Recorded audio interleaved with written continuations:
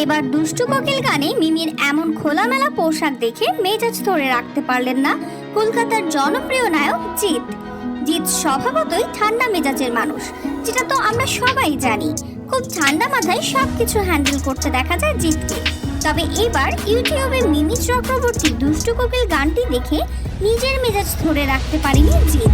মিমির এমন খোলামেলা পোশাক দেখে জিৎ জানায়, মিমির উচিত হয়নি এমন পোশাকে নিজেকে উপস্থাপন করা।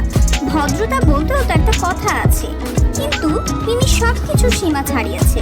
জিৎ এ সময় আরো বলেন, মিমি চক্রবর্তীর উচিত ছিল আমাদের সিনেমা ইন্ডাস্ট্রির মান সম্মানের দিকে তাকানো। তার বোঝা উচিত ছিল মানুষ তাকে এই পোশাকে কোন চোখে দেখবে। জিৎ বলেন, মিমি খুব ভালো একজন অভিনেত্রী, নায়িকা হিসাবেও সে সফল। ভারতীয় বাংলা সিনেমায় তার অনেক ভালো ভালো কাজ আছে।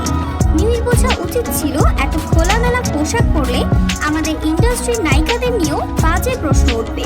সে একজনের কারণে এখন পুরো কলকাতা ইন্ডাস্ট্রি লজ্জার মুখে পড়েছে।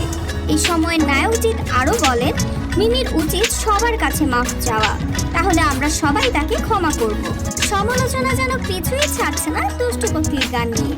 তুফান সিনেমাটি তো অলরেডি সুপারহিট হয়েই গেল, কিন্তু তুফান সিনেমার দুষ্টু কোকিল গানে মিমির এমন খোলামেলা পোশাক যেন কারোই নজর কাটছে না।